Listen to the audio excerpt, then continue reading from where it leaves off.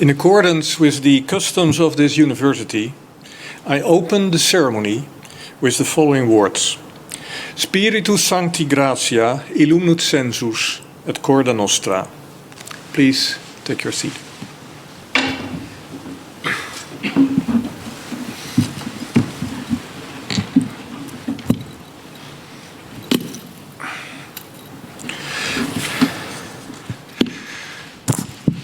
So welcome everyone to this ceremony where Hamid Bostani will defend his PhD thesis.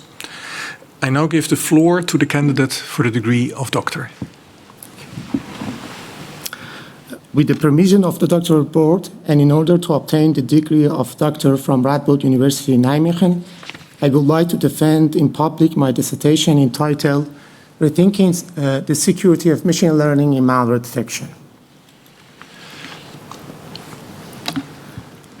Malware, which refers to any malicious software, is one of the hazardous threat for our digital safety And nowadays, machine learning is one of the promising approach for detecting malware.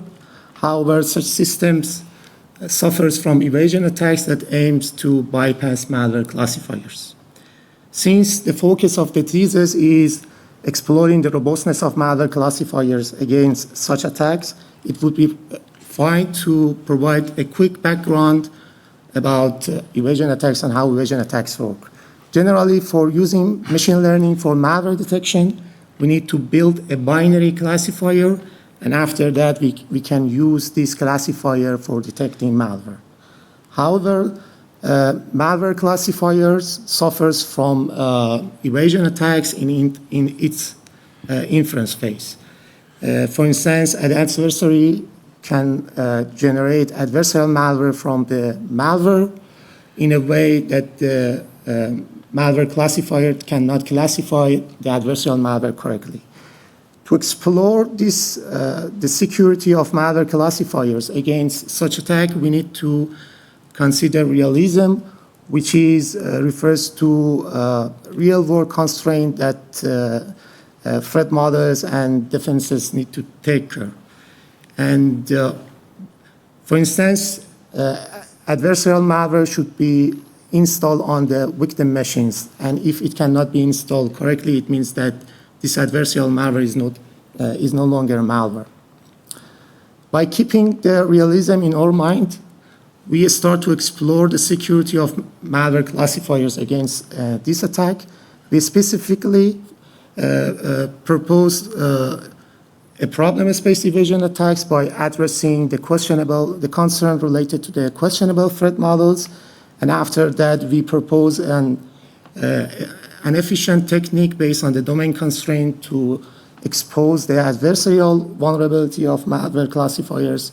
Next, we propose a robust feature space to address the generalizability issue of malware classifiers. Then we introduce a framework to understand the efficacy of robust optimization in malware classifier. And finally, we frame a research direction to highlight the importance of the data. Now, let me provide, to explain more what we did in the thesis and what are our contributions. Generally, we get started to explore this area from the perspective of the attackers, because it makes more sense to first understand how evasion attack works and then think about defenses. Generally, in our exploration, we figure out, some threat models that assume attackers have some knowledge about target detectors, such as accessing to the data and the feature representation of the target model are not practical in real-world scenario. We also noticed that we also figure out the realizability of adversarial malware is one of the important concerns of the evasion attacks, and the evasion costs is also important because the adversary cannot generate adversarial malware with a lot of, for instance, many queries. And to address these concerns, we propose a problem space evasion attacks called Evadoid. This attack collects some safe problem space transformations and then use this transformation for generating adversarial malware.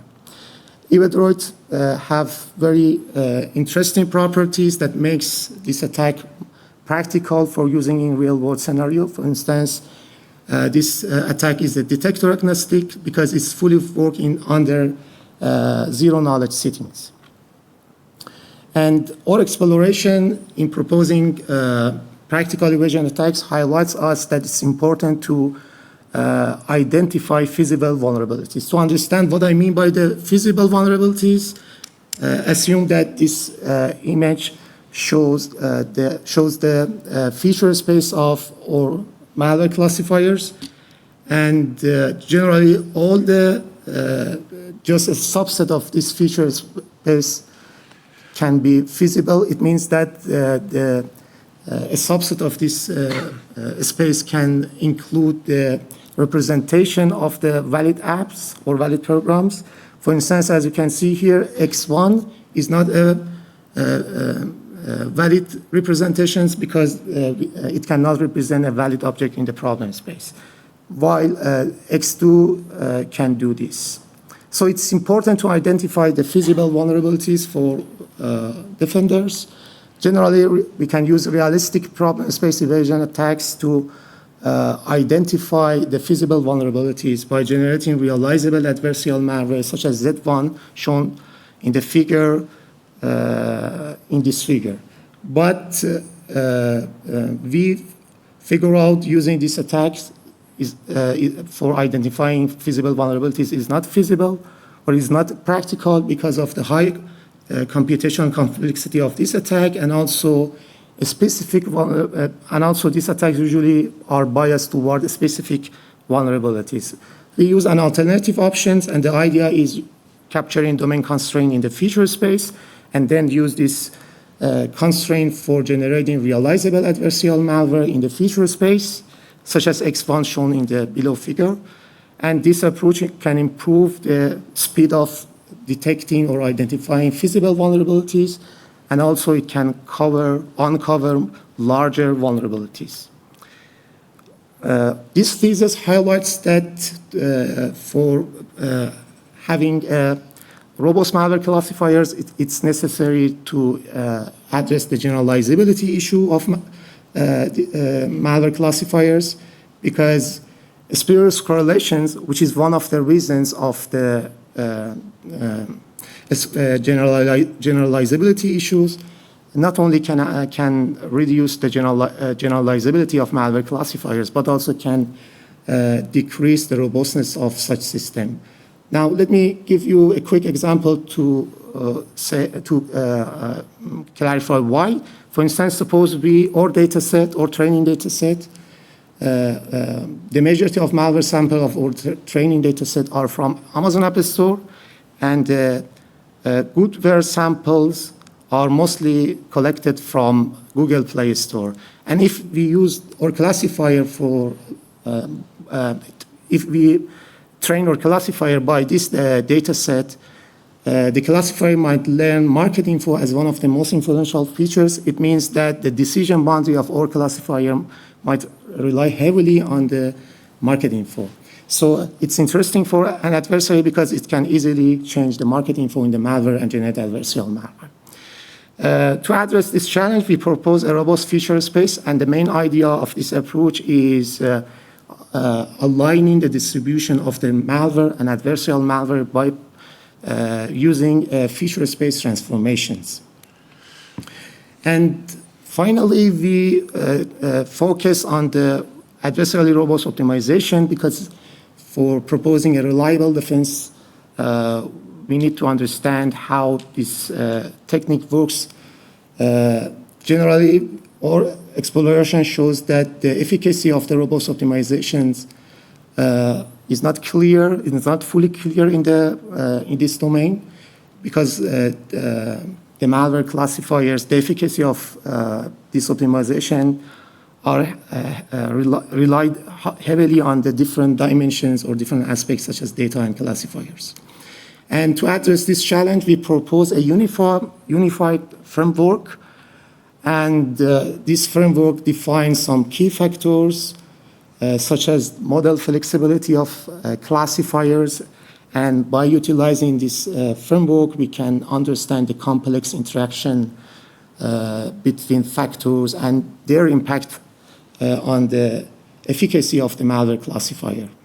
Now, let me provide a quick conclusion. I believe that we're still far away from securing malware classifiers against evasion attacks, because the practical aspects, such as the practical aspects of threat models and defenses, are underexplored. And the key contribution in this thesis is proposing a practical evasion attacks, and then proposing a technique, an efficient technique that can identify the feasible vulnerabilities, and then we propose a method to reduce the impact of spurious correlations, and finally we introduce a unified framework that can improve our understanding about robust optimizations. And generally, I think that this thesis provides a practical roadmap to what robust malware classifiers, but we also consider what we can do in the future. And specifically, we highlight the importance, exploring the importance of the data and exploring different dimensions of the data. And thank you very much for your attention. Having presented this summary of my dissertation, I return the floor to the rector. Thank you very much. We now proceed with the second part of this ceremony, the defense of the thesis. In the area of security, you have a defender and an attacker. In academic discussions, we don't have attackers, we have opponents. And we are really happy to have a number of opponents from different institutes all over the world. Some of them are present here. Some of them will be participating through Zoom. I will introduce the opponents when it's their turn for asking questions. So again, talking in terms of security, I think the defending agent already took a sort of clever timing-based action by speaking 2 minutes longer than allowed, so thus reducing the time available for the opponents to ask questions. So therefore, we will now quickly proceed to the first opponent, which is Dr. Xu from Xiro in Australia, who will open the opposition. Please, Dr. Xu, go ahead. Okay, so very nice to meet you, Hamid. So my first question is problem space versus feature space. So you argue that many feature space adversarial examples are unrealizable in the problem space. So what mechanisms or validation steps did you implement to guarantee that your problem space manipulation still yield functional Android APKs? Dear opponent, actually what we did, for instance, here is from the perspective of attackers, we try to forget the feature representations and the perturbation on the feature space, so we just only directly work in the problem space for generating adversarial malware, and related regarding representing, making sure that, okay, a representation can represent a real objects in real world in the problem space. This is not theoretically feasible because of the inverse feature mapping problem. So from the perspective of the defense, it's not necessary to make sure, okay, every constraint of the, it's not necessary to ensure that a representation can reconstruct, for instance, a program from the representations. We just need to understand, okay, this representation is enough, is similar to the problem space, the representation of the valid apps, and after that use this representation, for instance, in adversarial training for improving the robustness of the system. Okay. So my second question is about the optimization constraint. So your robust optimization is framed as a min-max problem, right? Yeah. And given the computational hardness of exact min-max solution, and what theoretical guarantees or convergence properties can you claim for your approximation methods? Actually, as you mentioned, one of the shortcomings of the min-max optimizations is the computational complexity, and to address this challenge, we used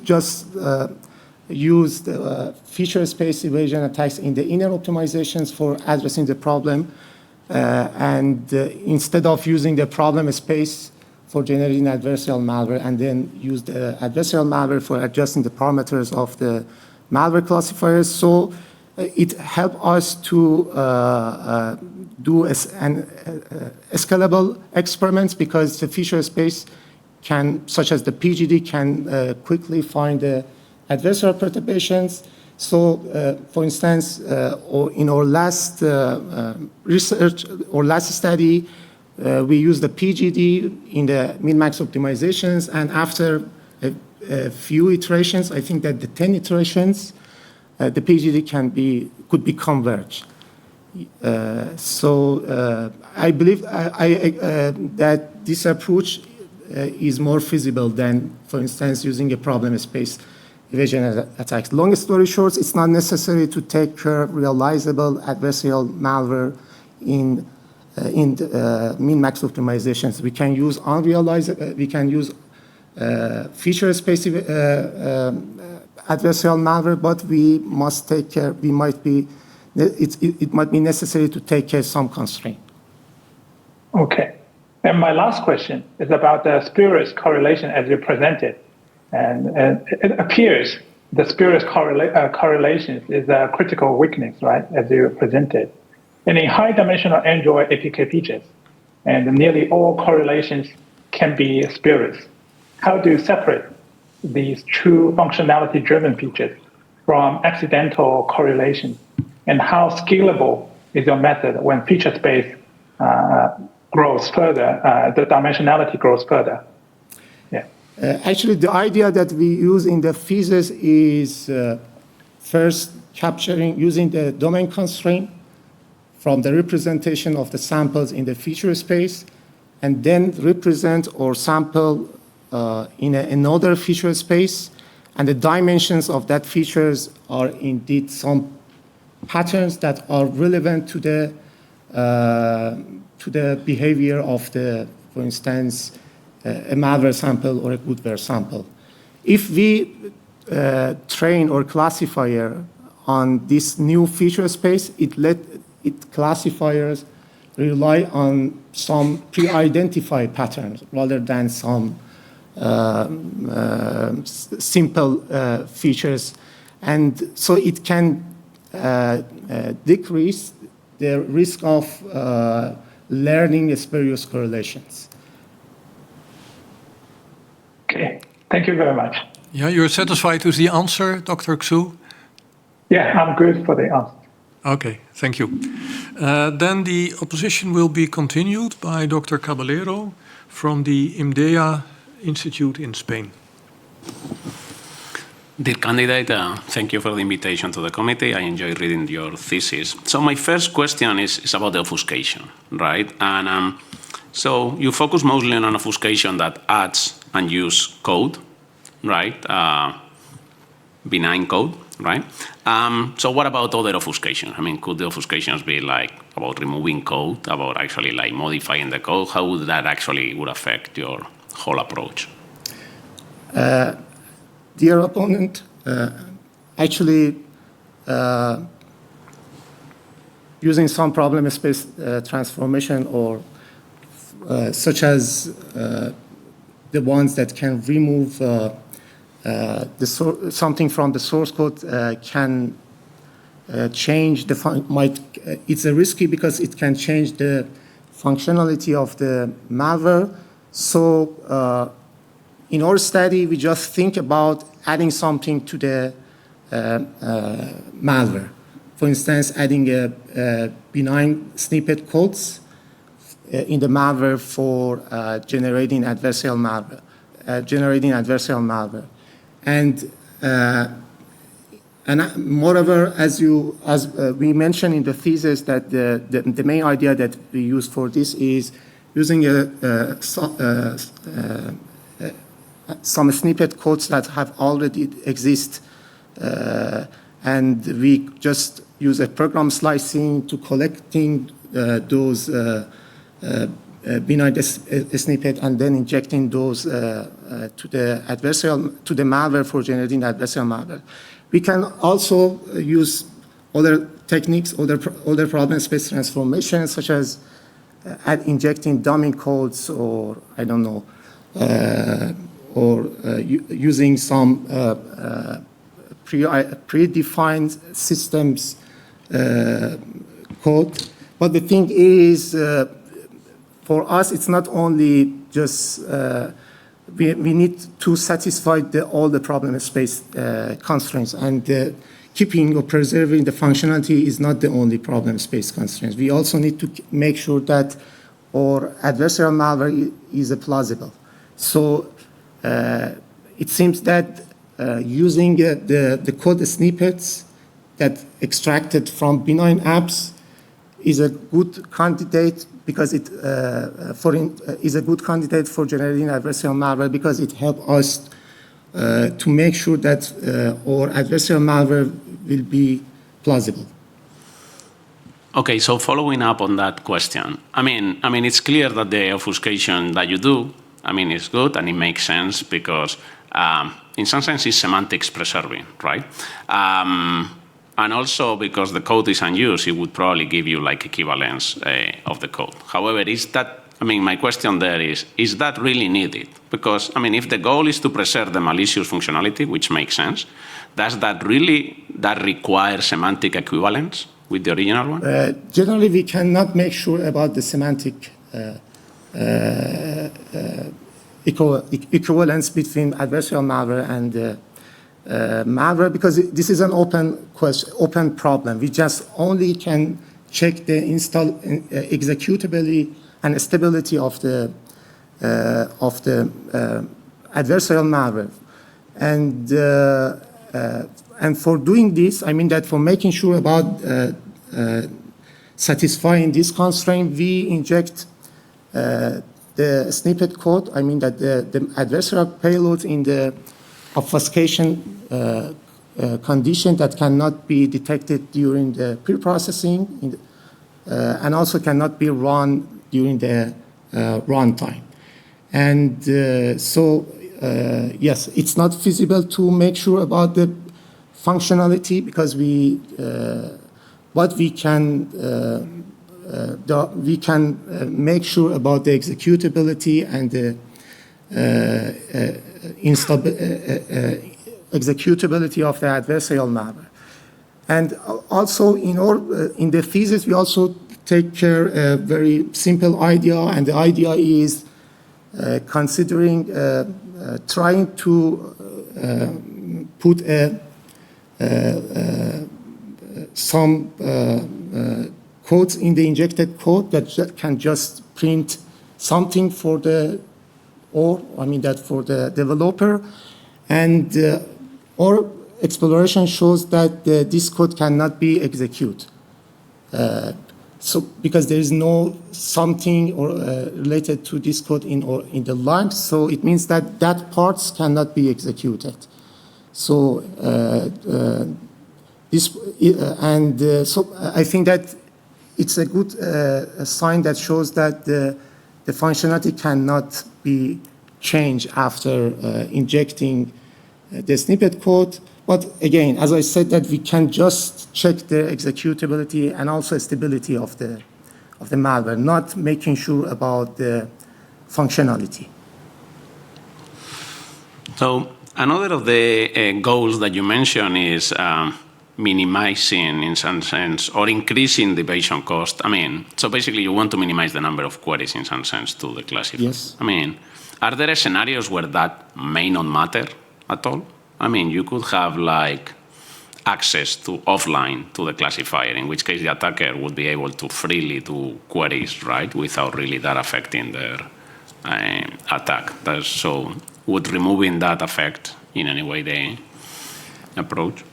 Actually, it depends on the threat models that you need to consider. If in the real-world scenario, for instance, if you want to generate adversarial malware by querying a target detectors that proposed by a web-based service, so you need to query the target detectors.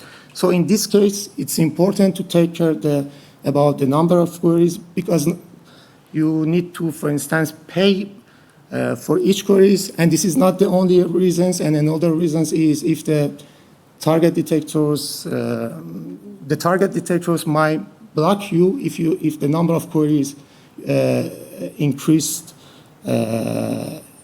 For instance, so because the target detector might assume that okay, this sort of query is coming from suspicious sources. So in this, based on this scenario, it's important.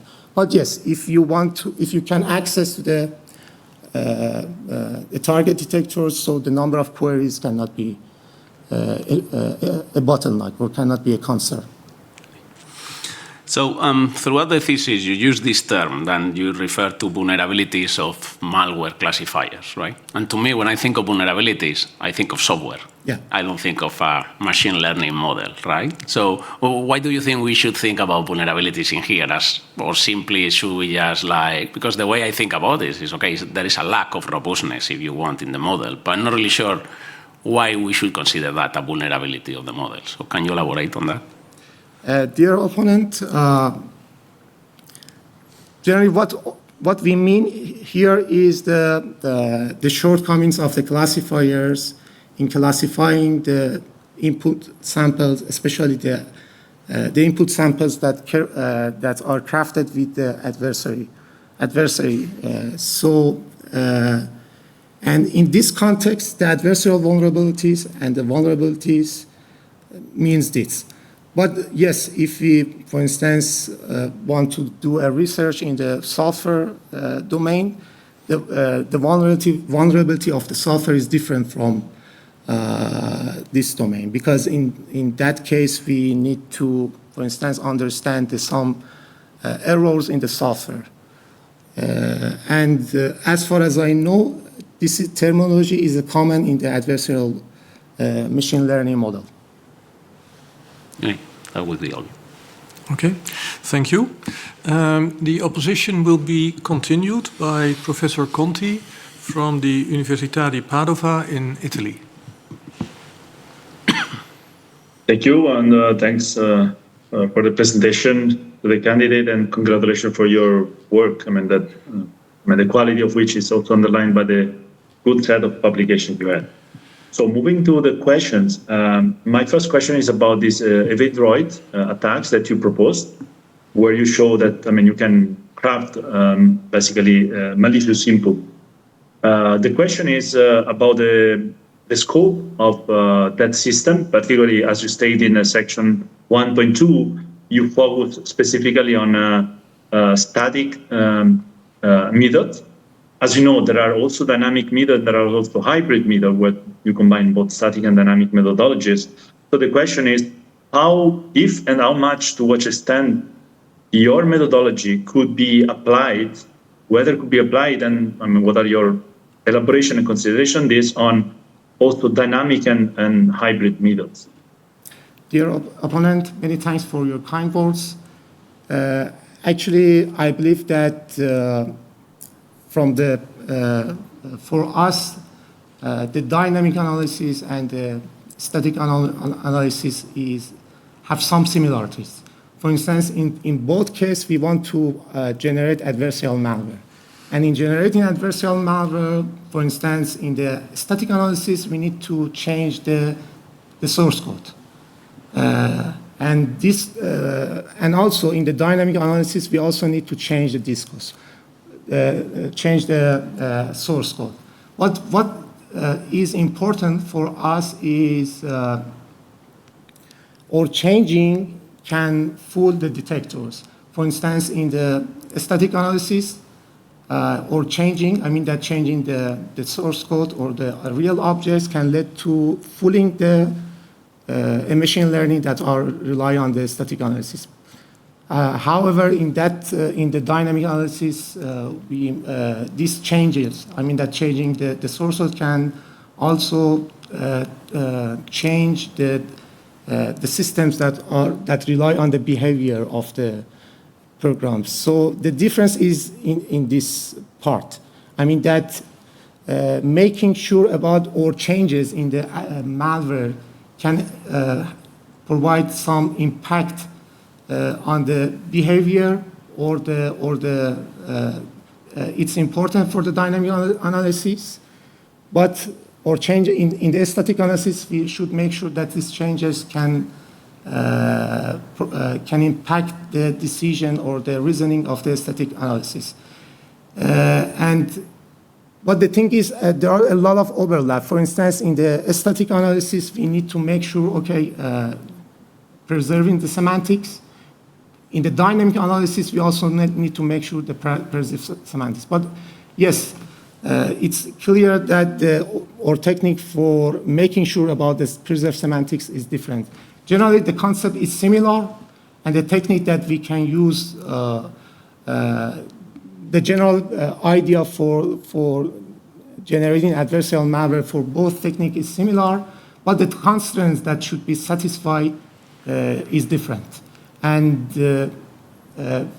for instance, Evedroid, I think that can be, it's feasible maybe to adapt Evedroid for using or bypassing the detector systems that are based on the dynamic analysis by thinking about some problems with transformations that can affect on the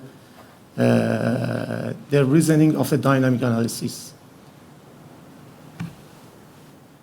Okay, thank you. Now, I mean, while you were answering, I came up with a follow-up question, because basically what you're doing is you're modifying the input to bypass a detection from a static system. Somehow you are assuming that the detector will use a static system, but that's maybe an assumption that is not always realistic. Maybe you don't know what is the type of system. Then the question is, do you think that the manipulation you do to bypass static system might increase the detectability from dynamic or hybrid? Dear opponent, we didn't explore this, but I don't think that our changes can affect on the decision of a dynamic analysis, because in Evedroid we assume that we start to work on the Evedroid by assuming that okay, our target detector are based on the static analysis. Okay, clear. Thank you. So another question is the following. Basically, after proposing this Evedroid, you come up with ways to improve the current system to be more resilient against this type of attack. One of such direction is what you do in chapter 4, basically, where to improve this robustness, you propose learning domain constraints in the feature space. The question in this case is whether you think that this could unintentionally limit the generalization or the flexibility of the detection, particularly when you move to, let's say, new families of malware or even new version of operating system or other operating system. Dear opponent, actually, in the chapter 4, besides measuring the robustness of the systems, the systems that are strengthened by our approach, we also measure the killing accuracy of the models. And our results shows that there is a little impact on the killing accuracy of the strengthened models. So it seems that our approach can also not only can improve the robustness of the systems, but can also preserve the original functionality or the original performance of the detector. So it means that the generalizability can be preserved based on this approach. But I need to highlight that for exploring the generalizability, you need to design some specific experiments. For instance, considering some data, some samples that have different distribution, and then see how your model works. In our exploration, we didn't take care of this. We just only checked the killing accuracy of the model. But as I said, it seems that our approach can also guarantee the killing performance of the detectors. Okay, thank you. If I have time, I will proceed with the last question. Yeah, there's time for a short question. Okay, so one other improvement or issue and consequent improvement you look at is reducing the spurious correlation. And also in this case, I would like to know if you have any possible idea on whether the adversary might actually exploit this against you or against the detection. So inject some correlation which you might remove, but might, reduce the performance of the detection. Dear opponent, I think that if the classifiers rely on the robust features rather than the non-robust features, so the adversary cannot have limited room for fooling the detectors. And so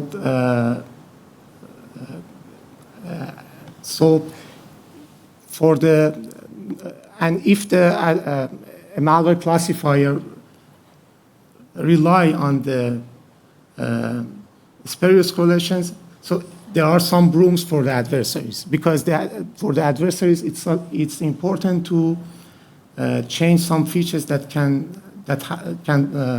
have high impact on the classification outcome, and also making sure the changes cannot change the functionality. And the spurious correlation is a good candidate, because they are not relevant to the task. And our task here is the detecting malware, not just a classification, some samples. Long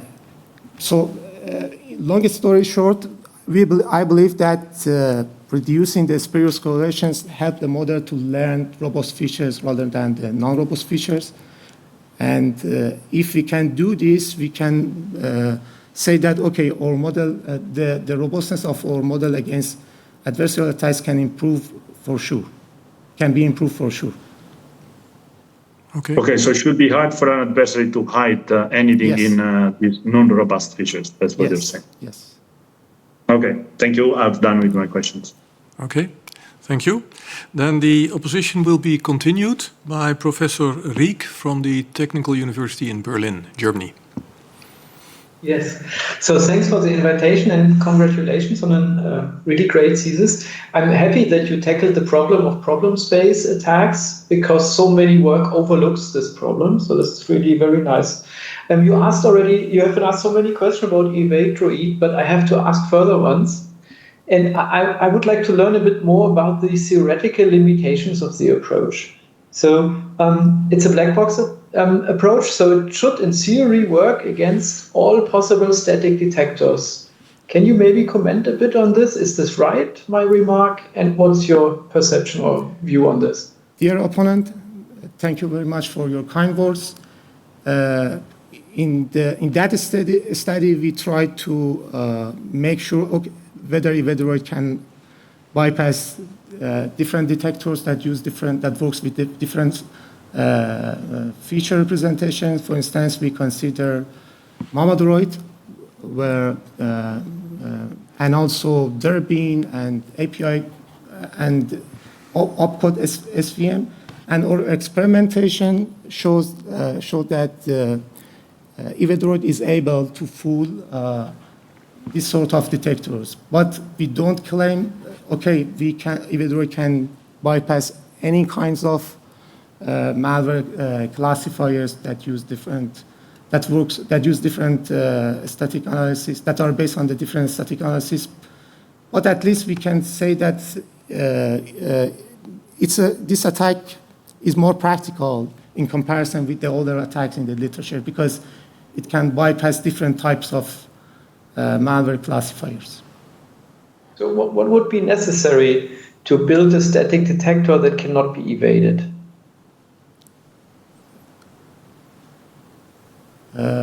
Sorry, can you explain more? So you said that you cannot guarantee that all detectors can be evaded by Evaderoid.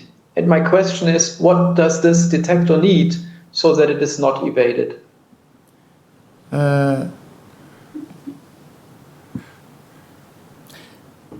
The thing is, dear opponent,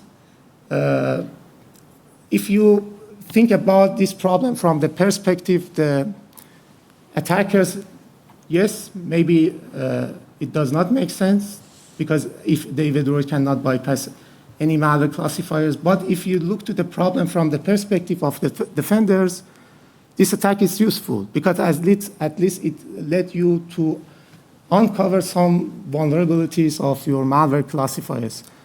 So from the perspective of the attackers, it's useful. And you know that our main idea in the thesis is improving the robustness of the malware classifier. So for us, it's important to at least uncover some vulnerabilities. But yes, we cannot uncover all possible vulnerabilities, but at least we can uncover some of them. So it's useful for the defenders. Yes, but not that. Yeah, so thank you. And a follow-up on this. So I remember in the thesis that Evade to Eat uses like a random search to find these code gadgets. And what was your view if one would replace this random search with a more advanced strategy? Would this drastically change the performance of the attack, or would this be just rather the same? Dear opponent, in our exploration, besides the random search, we also consider genetic algorithm. And our exploration shows that there is no much difference when you use the random search or the genetic algorithm. Even the random search is better because it can decrease the number of queries that you need for generating adversarial malware. Yes, and this attack, we try to design this attack in a way that the people can also use another search strategies such as sampling-based search strategies such as GA or the PSO and other techniques, and then exploring what happens. As I said, that there is no, our exploration shows that there is no random search works well, and we can use the random search for generating adversarial malware. Okay, thanks. So then maybe my second question is about the adversarial training. I really like the idea of looking at unrealistic and realistic attacks in one experiment. But reading the thesis, I was a bit confused because in my mind, there's multiple combinations. So you can have unrealistic attacks in the training, realistic in the testing, but also vice versa. You could train on realistic attacks and test on unrealistic ones. So maybe can you clear this confusion a bit for me and explain the main takeaways from this experiment? Dear opponent,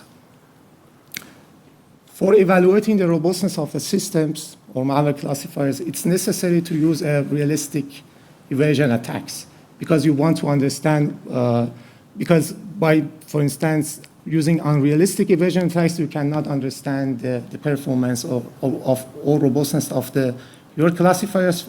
So for the evaluation, we can only use the realistic evasion attacks. But for improving the robustness, there are some arguments in the literature. Some say that, okay, we must make sure about the realizability of adversarial examples that we need to use in adversarial training. And some say that, okay, and we also have another approach, and another approach is saying that, okay, using unrealizable adversarial examples can also improve the robustness of the system. In our study, we try to answer these questions to see whether it's necessary to take care from the realizable adversarial examples in adversarial training or not. And we figure out it's not always necessary to use realizable adversarial examples in adversarial training because other factors such as feature representations or the distribution of the data are important. In some cases, the thesis shows that unrealizable adversarial examples work better than the realizable adversarial example. And I have not yet fully explored this direction, but I believe that feature space or adversarial examples is better option than using the problem space adversarial examples, because in the feature space you can easily explore larger area in comparison with using the problem space evasion attacks. Because the problem space are restricted to some problem space transformations. And these transformations might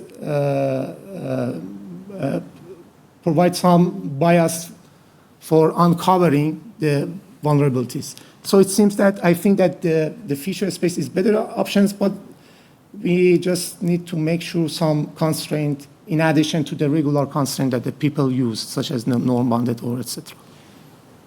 Okay, thanks a lot for the answers. Okay, thank you. Then the opposition will be continued by Professor Bostina from Radboud University, but as she's currently enjoying a sabbatical in the south of France, she's participating in the ceremony via Zoom. Please, Professor Bostina, go ahead. Thank you. So, dear candidate, very many congratulations for your thesis. It's a very nice and comprehensive work. It was really nice to read it, and it was my pleasure to take part in this committee. I have a few questions for you. Some of those are following up on what my colleagues asked, but just kind of to clarify a few things. So first, going to Evaderoid that you proposed to kind of evade all known detectors out there for malware. So about the real world that you kind of also emphasized in your presentation. So this is with respect to the black box, the feature of it. But my question is, are there restrictions with respect to different adversarial models that you could kind of also say, yeah, it would not be black box unless this is the assumption? And also with respect to platforms, could you comment on how does that take different platforms into account where malware is applicable, say desktop, mobile phones, and so on? Dear opponent, many thanks for your kind words. About your second question. Sorry, maybe you can use the microphone. Oh. About our second question, our major concerns was scalability of our experiments. So the reasons that why we consider the platform, the Android platform, is by using this, considering this platform, let us to collect large data set. For instance, Android can provide millions of the applications, and you can easily access to them. So it helps you to do scalable experiments, and it's necessary for such research if you want to make a meaningful conclusion from your experiments. About the first one, I'm not sure that if I understand your question correctly, but I think that we have some... Maybe let me clarify. Okay. It's related to the possibility to develop static detector that cannot be evaded, as my colleague asked just before. So my question is, are there restrictions with respect to adversarial model that is assumed then? So what would be the defense mechanism that you find suitable for this task? Actually, we have some assumptions here. One of the assumptions is, okay, the target detector should work based on the static analysis. And also another assumption is our defense, or defenders cannot know the Evaderoid. For instance, we did a very small, simple experiment to show, okay, if we use the adversarial training, if we use Evaderoid for generating adversarial example and using those examples in adversarial training for improving the robustness of malware classifiers, Evaderoid cannot bypass that detector. So This is also one of the assumptions of the threat models that we take care in our thesis. And as I said, the major assumptions is the static analysis. And I don't think that the Evedroid can bypass other kinds of malware detectors, but I believe that it can be extended to other kinds of detectors because the design of the Evedroid, we design Evedroid in a way that you can, for instance, easily change a component with another component. For instance, you can easily change your problem space, your collection of the problem space with another collection of the problem space. Yeah. Thank you. I think you answered my question. Going back to the extension that you just mentioned, so my second question is more in line with what I more do as research, so side channel attacks. So there is a lot of work on power side channel, in particular malware detection. And my question is if you could comment on how orthogonal is this to your work, and do you see ways to combine those kind of, at first sight, very different approaches? Dear opponent, I think that evasion attacks can also suffer some techniques in side channel attacks that are based on the machine learning. So yes, we can use some takeaways from this domain in the side channel domain. But the thing is, we cannot directly translate all the constraint in the malware domain in the side channel. For instance, here for us, it's important to make sure about the functionality of preserving the functionality of the malware, but it's not clear how we can satisfy this constraint if we want to generate a side channel attack that aims to bypass an ML-based technique that can be used in the side channels. And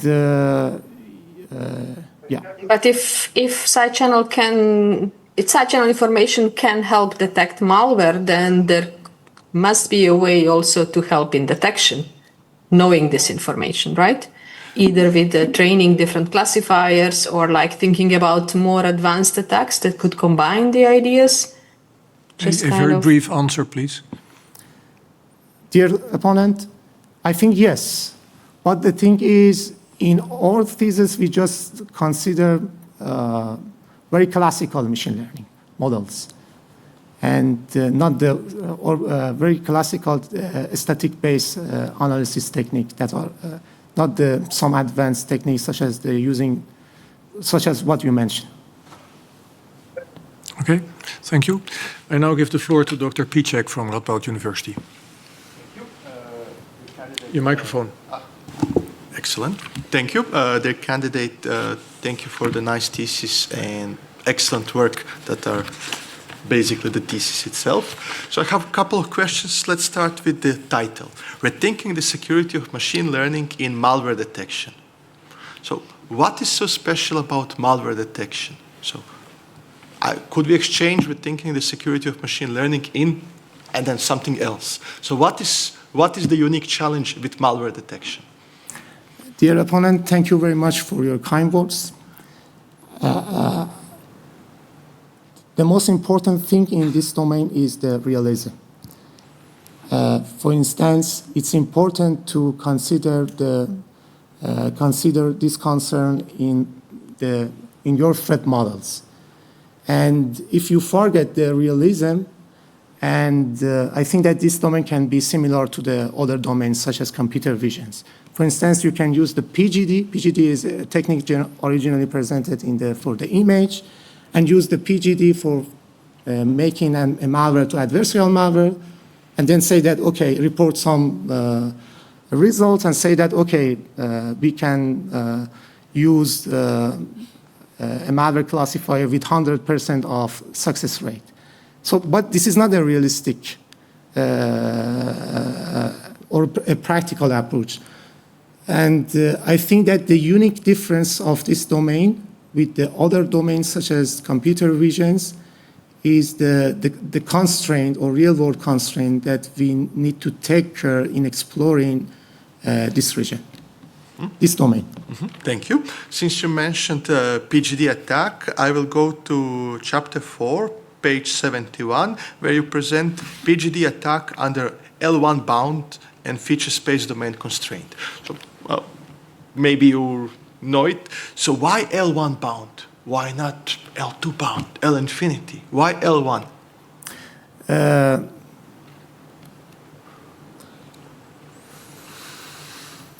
I think that, sorry, you mentioned which page? 71, page 71.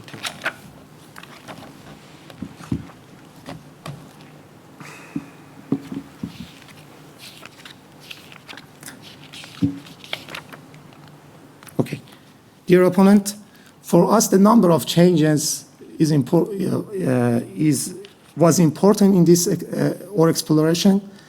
And the number of changes can be in the discrete domain or a binary, or for the binary feature vector, it can be L0 or L1. So the L infinity or other kinds of bonds does not make sense for us. And the main idea was minimizing the number of changes.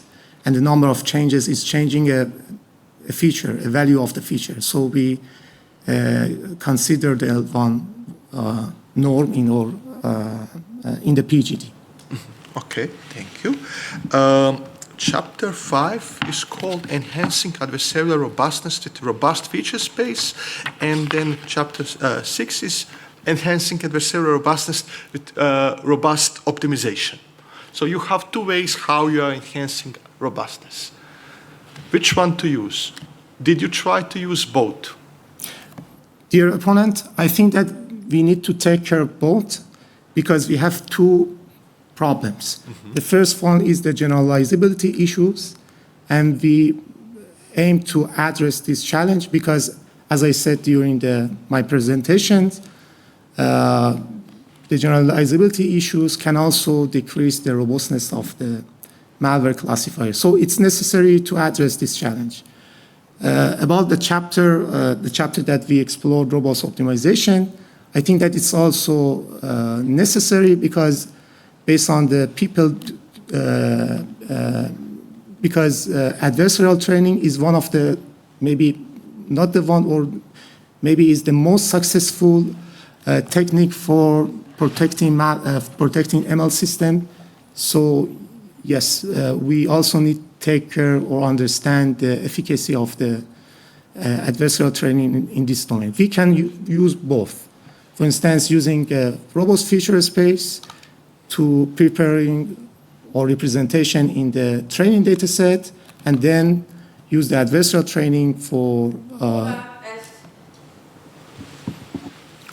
The defense is hereby concluded. I give the floor once again to the candidate. Having defended my dissertation to the best of my ability, I would like to thank you, Rector, you, supervisors, and all who have honored this ceremony with their presence. The Doctoral Examination Board will now retreat for its deliberations.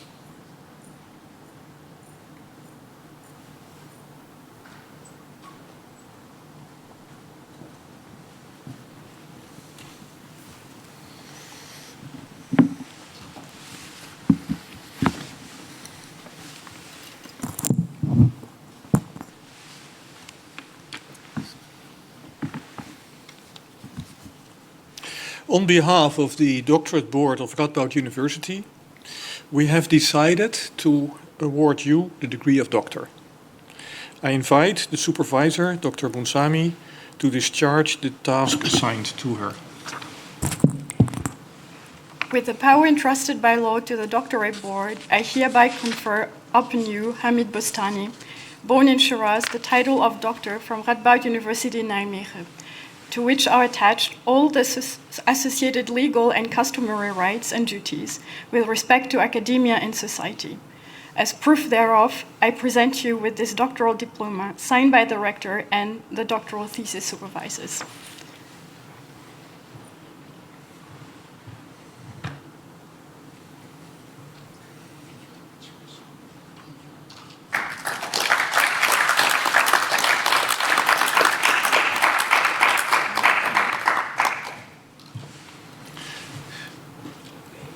Please sit down.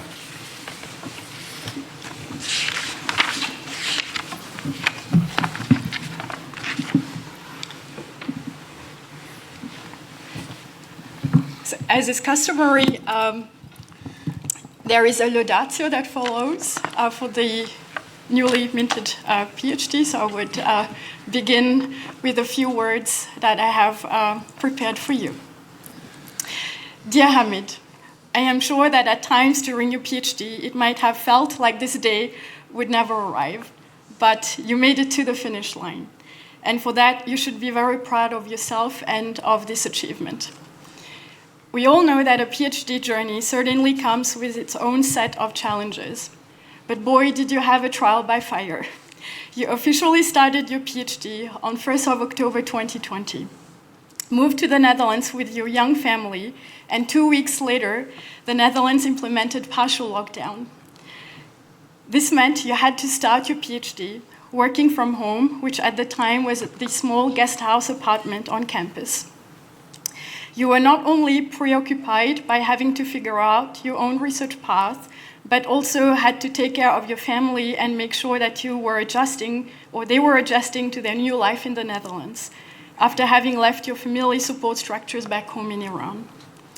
To make things a bit more complicated, it didn't help that after having promised you during your interview that I would still come to Nijmegen every 2 weeks so that we could work together, I was not able to keep my end of the bargain. In the end, it did not really matter whether I was in Nijmegen or Bochum, it was lockdown and mandatory home office for the both of us. So how does a new, freshly started PhD student surmount such an obstacle? You had to learn how to work with your supervisor remotely, while I had to teach myself how to supervise my first PhD student remotely through a pandemic. I think what was already clear in those early days, one could see that you were more mature and determined than the average PhD student and had a strong work ethic. Weeks went by and you started to settle into a routine and also found your PhD topic, which you decided would be adversarial machine learning. It was at the time what one would call a hot topic, and hot indeed it was. I still remember the day you showed up to your weekly meeting with a literature review table of over 100 papers.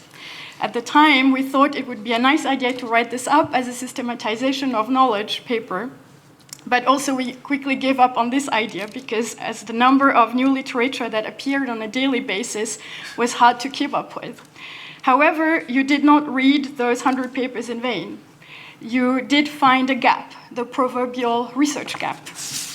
You noticed that existing work was mostly focusing on feature space adversarial examples, and you proposed a problem space adversarial attack designed to effectively evade black box Android malware detectors, which led to a framework you named EvadeDroid. Although it took a while to convince reviewers of the merit of your work, however, it was clear that you had made a novel contribution to the field, as at one point it seemed that you were getting emails almost on a weekly basis from researchers who were reproducing your work and building on your results. This paper is also one of the most cited work of your PhD, counting over 70 citations as of today. Slowly, your research also started to pick up the pace.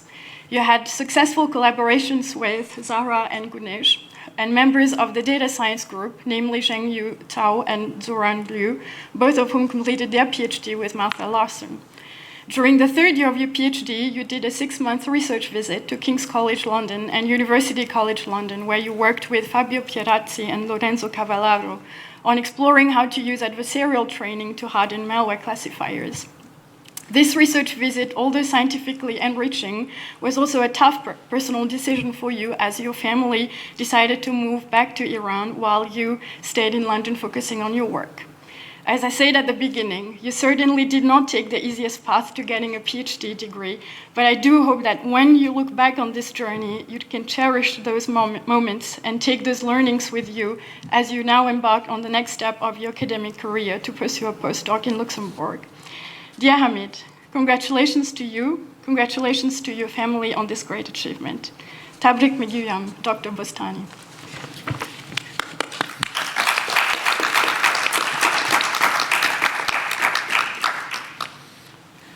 So, Dr. Bostani, on behalf of the doctorate board, I also would like to congratulate you with your PhD degree and extend these congratulations to your family. Before we close this meeting and proceed to a reception where we all will have the opportunity to congratulate the young doctor, I would like to give the people who were part of the opposition and were participating via Zoom the opportunity to also congratulate you. So let's start with Dr. Xu. I think you're muted. Can you hear me? Yes, now we can, yes. Okay. So congratulations, Dr. Hamid Bostani.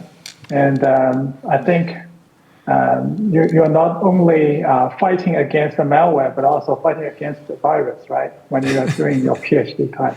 So you won both, and congratulations again. You're well deserved, yeah. Okay, thank you. Professor Conti? Congratulations again, Dr. Bostani. I understand and sympathize with the challenges you went through for your thesis, and I wish you all the best, and that all the effort and challenges you went through will get deserved reward for your future career. And let me also take the chance to, thanks colleagues, but also extend the congratulations to your supervisors. Okay, thank you. Professor Rieck? Yeah, also congratulations from my side. Great dissertation, great presentation. And I think it feels great to have finally passed the level of PhD. And so, congratulations from my side on this achievement. Okay, finally, Professor Battina. Dear Hamid, all the best. Many congratulations again for your thesis to you and your family, and good luck. Okay, we have now come to the conclusion of this ceremony, and I ask you all to stand up.